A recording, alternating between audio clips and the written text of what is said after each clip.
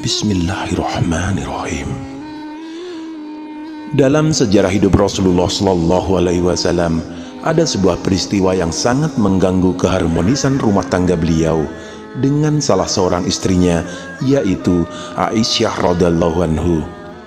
Peristiwa tersebut bermula ketika Aisyah radhiyallahu anhu ikut bersama Rasulullah Shallallahu Alaihi Wasallam dalam sebuah perjalanan. Ketika sedang beristirahat, tiba-tiba Aisyah radhiyallahu anhu keluar dari tandu yang dibawa oleh beberapa orang sahabat untuk sebuah keperluan. Setibanya di tandunya setelah menyelesaikan hajatnya, Aisyah radhiyallahu anhu baru menyadari bahwa kalungnya hilang. Akhirnya ia pun kembali ke tempat ia melaksanakan hajatnya tadi. Setelah mencari ke sana kemari, akhirnya kalung itu pun ditemukan.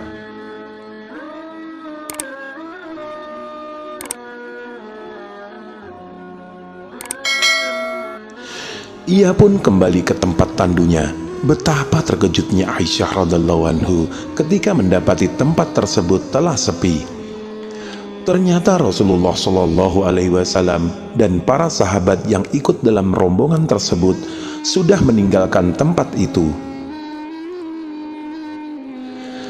Para sahabat yang memikul tandu pun mengira bahwa Aisyah radhiyallahu anhu sudah ada di dalamnya, sehingga mereka pun tanpa berpikir panjang langsung mengikuti Rasulullah Shallallahu Alaihi Wasallam. Dalam kondisi bingung, Aisyah radhiyallahu anhu duduk sendirian di tempat itu hingga akhirnya kantuk pun menyerangnya.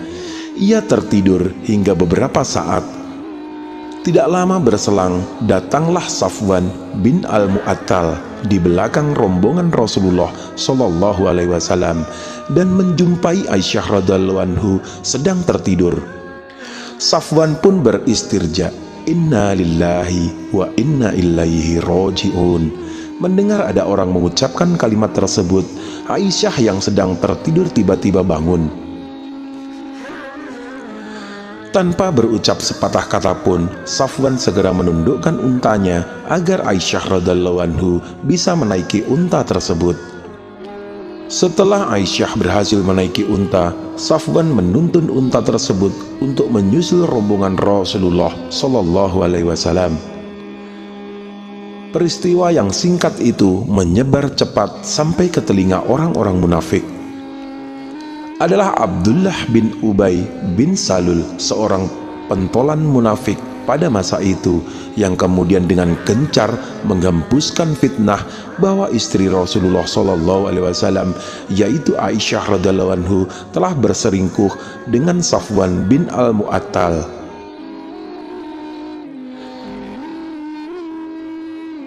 Peristiwa tersebut dikenal dengan istilah hadis al-ifki, yaitu berita bohong, berkaitan dengan isu yang sedang berkembang tentang Aisyah radhiyallahu anhu tersebut.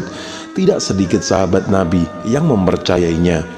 Bahkan Rasulullah Shallallahu Alaihi Wasallam pun sendiri cukup resah dengan beredarnya berita miring tersebut, sampai-sampai sikap Rasulullah Shallallahu Alaihi Wasallam kepada Aisyah radhiyallahu anhu pun berubah tidak seperti biasanya. Ketika Aisyah radhiyallahu anhu sakit, Rasulullah Shallallahu Alaihi Wasallam yang datang menjenguknya hanya sekedar menanyakan tentang kabarnya. Tidak ada sikap mesra seperti biasanya. Aisyah radhiyallahu anhu pun merasa janggal dengan sikap Rasulullah Shallallahu Alaihi Wasallam tersebut. Pada saat itu, Aisyah radhiyallahu anhu tidak tahu menahu tentang kabar yang beredar mengenai dirinya dan Safwan bin Al-Mu'attal. Sampai pada suatu waktu, salah seorang saudaranya memberitahukan hal tersebut. Setelah mendengar penjelasan dari saudaranya itu, sakit yang diderita Aisyah radhiyallahu anhu makin parah. Ia menangis terus-menerus sepanjang hari seraya berdoa untuk memohon kepada Allah Subhanahu wa Ta'ala agar diberi jalan keluar atas persoalan yang sedang menimpanya tersebut. Allah Subhanahu wa Ta'ala pun menjawab doa Aisyah radhiyallahu anhu dengan menurunkan firman-Nya, "Sesungguhnya orang-orang yang membawa berita bohong itu adalah dari golongan kamu juga. Janganlah kamu mengira berita itu buruk bagi kamu, bahkan itu baik bagi kamu. Setiap orang dari mereka akan mendapat balasan dari dosa yang diperbuatnya. Dan barang siapa di antara mereka yang mengambil bagian terbesar dari dosa yang diperbuatnya, dia mendapat azab yang besar pula.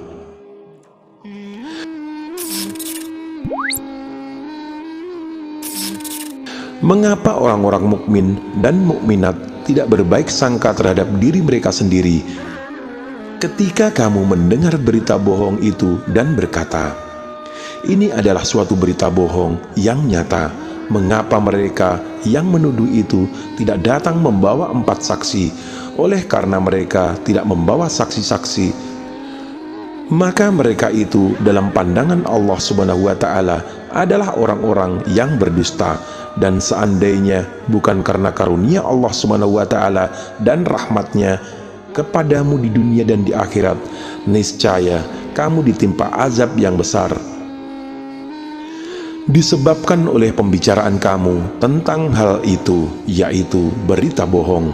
Ingatlah ketika kamu menerima berita bohong itu dari mulut ke mulut, dan kamu katakan dengan mulutmu apa yang tidak kamu ketahui sedikit pun, dan kamu menganggapnya remeh, padahal dalam pandangan Allah Subhanahu wa Ta'ala itu soal besar. Dan mengapa kamu tidak berkata ketika mendengarnya, "Tidak pantas bagi kita membicarakan itu, Maha Suci Engkau, ini adalah kebohongan yang besar." Allah memperingatkan kamu agar jangan kembali mengulangi seperti itu selama-lamanya. Jika kamu orang beriman dan Allah menjelaskan ayat-ayatnya kepadamu, dan Allah Maha Mengetahui, Maha Bijaksana, sesungguhnya orang-orang yang ingin agar perbuatan yang sangat keji itu tersiar di kalangan orang-orang beriman, mereka mendapat azab yang pedih di dunia dan di akhirat. Dan Allah mengetahui, sedang kamu tidak mengetahui. Dan kalau bukan karena karunia Allah Subhanahu wa Ta'ala dan rahmatnya kepadamu, niscaya kamu akan ditimpa azab yang besar. Sungguh Allah Maha Pengampun, Maha Penyayang. Wahai orang-orang yang beriman, janganlah kamu mengikuti langkah-langkah setan. Barang siapa mengikuti langkah-langkah setan, maka sesungguhnya setan menyuruh mengerjakan perbuatan yang keji dan mungkar. Kalau bukan karena karunia Allah Subhanahu wa Ta'ala dan rahmatnya kepadamu, niscaya tidak seorang pun di antara kamu bersih dari perbuatan keji dan mungkar itu selama-lamanya. Tetapi Allah memberikan siapa yang Dia kehendaki, dan Allah Maha mendengar, Maha mengetahui. Quran Surat An-Nur 11-21.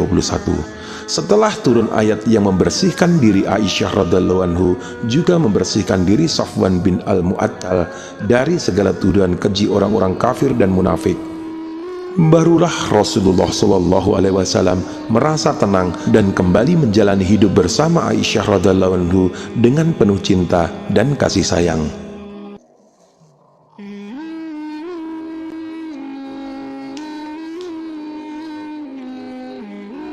Dari seni bergaul ala Rasulullah, Didi Junaidi.